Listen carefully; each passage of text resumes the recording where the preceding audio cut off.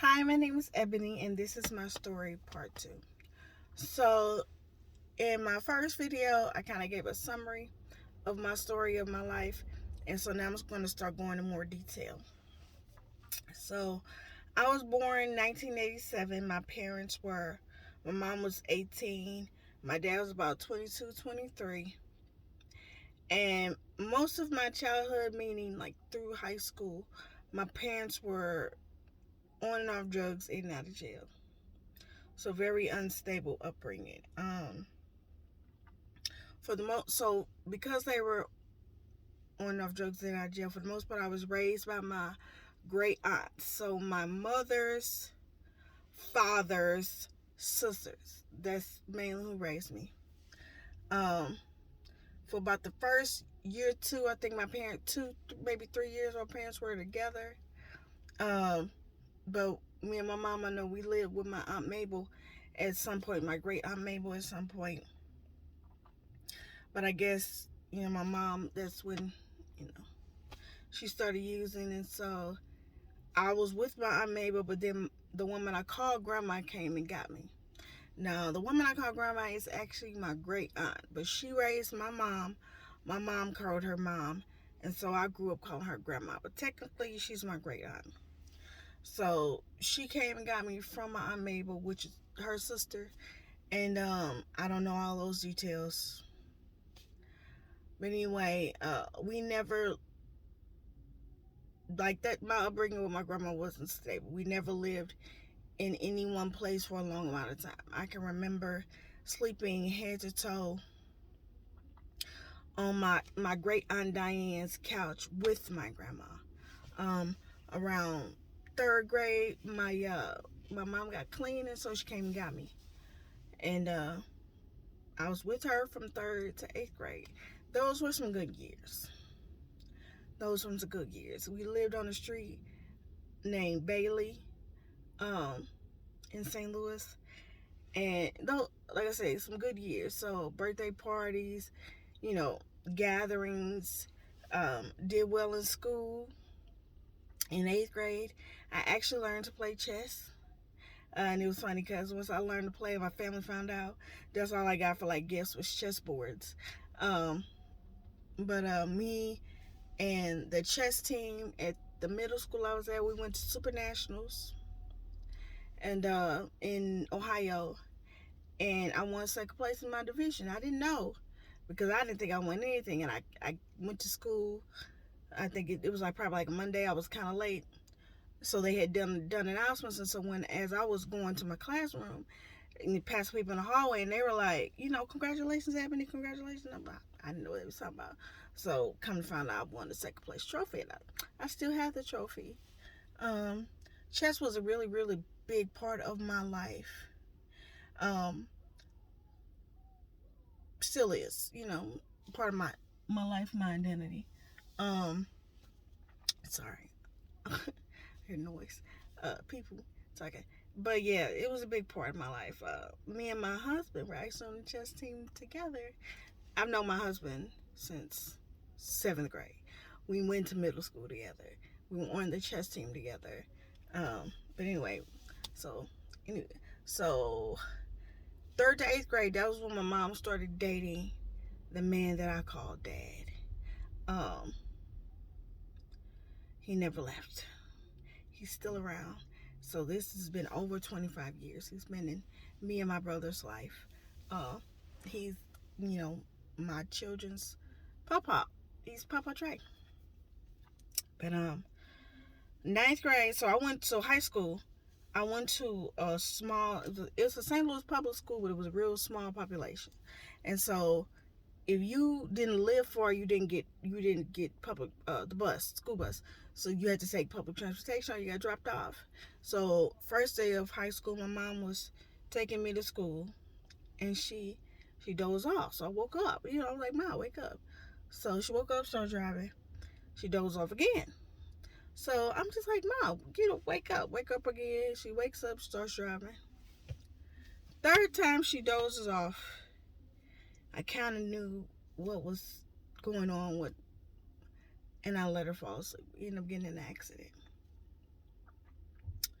Wasn't bad. It was like a side swipe, but it was an accident. So they, had to pull over. She was more alert then. Um, and I ended up getting out the car. I walked up the street to intersection Grand and Natural Bridge, caught the bi-state, the bus to Grand and Lindell, and I walked down to my school. And I remember this boy teased me, like, I ain't gonna be late the first day of school. So, Curtis, that's why I was late.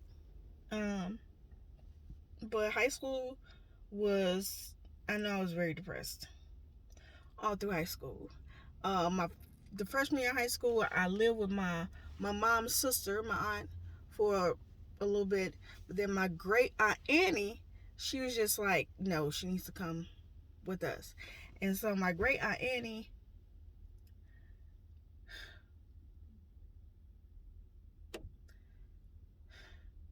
she's such a pivotal part of my upbringing. Like, my, up through 8th grade, my bus stops were always based on her house, her and my Uncle Leon's house. So, like whenever I caught the bus, caught the bus to go to school, it would always be at a bus stop that was in proximity to their house. I would go over there on the weekend. I would go over there after school. I would go over there on the weekend. I would go over there on holidays. During the summer, me and my brother, when we went to summer camp, we went to Herbert Hoover. And so we would walk from Herbert Hoover to their house. Now, my Aunt Annie and my Uncle Leon, they raised my brother from an infant. He's always, he called him mom and dad. So he was raised by my Aunt Annie and Uncle Leon. I was kind of like I came in and out. But high school, I lived with my great Aunt Annie and my Uncle Leon. And like I said, I know I was depressed all through high school. I remember like praying and begging, trying to negotiate with God. Like, if you bring my mom back, I'll worship you for the rest of my life. I know if you're real, get my mom clean, bring her back, that kind of stuff. But I remember just trying to stay busy during high school. I was very active. I ran track, played volleyball. Junior year and senior year, I was a cheerleader. Inside joke. I was a cheerleader. I had got a job. I worked at rallies, some places called Checkers. Junior year and senior year. And so I just tried to stay busy, tried to, to stay out of trouble, pretty much stay out of trouble. When I got the job, like if rallies, Checkers, they're open real late. So I would work till sometimes 11, 12 o'clock. Then I didn't have a car, so I had to take a bus to get home. It was an hour-long bus ride. Get home, take a shower, try to do as much homework as I could, and then go to sleep, get up at 6 o'clock and go to school. And I didn't work every day, but in hindsight, seems like the days I did work, the next day when I had to school, my first class was trigonometry, which was terrible because I would be sleepy, so I wasn't really paying attention. I would doze off. So it's only by the grace of God and Mr. Ikenga that I graduated high school. Because high school was, just that was rough. But I, in order to have the things that I needed, I kind of had to work. Like my Aunt Annie, she suffered from diabetes. My Uncle Leon was retired, so they were on a fixed income. And they had 2 children. They were both adults, but, they had 2 adult children. Then they had my brother. My brother is 2 years younger than me. They had the house, they had all the utilities, the groceries, and so it was kind of like I didn't want to be more of a burden, so I got a job in order to pay for things like my body wash and pay for things for school and laundry detergent and prom and stuff like that. Well, actually, my dad, he paid for my dress and all that stuff. He gave me money for that. But so that was high school, and so my mom got clean my senior year. My mom and my dad have been clean since my senior year of high school. So for about 17, 18 years they've been clean now. And then I graduated and I went to college. And so, next video I'll talk about college. But yeah, that was my childhood, and it's important because some events that occurred during my childhood, I didn't actually, I relived and felt the emotions when I came back from Texas. In addition to everything else that I was feeling the emotions about, I had to relive and feel the emotions about certain things that happened in my childhood. So, who we are as people is a culmination of the people in our lives and the experiences we have. And so I'm really grateful that mental health and therapy is less taboo now amongst Black people, because all of us need therapy. All of us need therapy.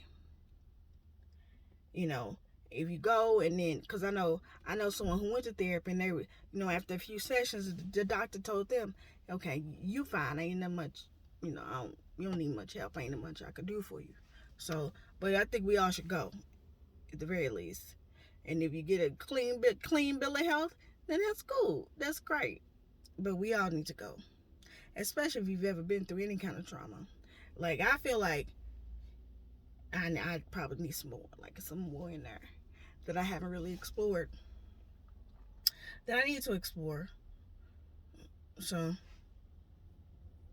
probably will go back. But yeah, so that was my childhood, that was high school, and next video I'll talk about college. So till next time.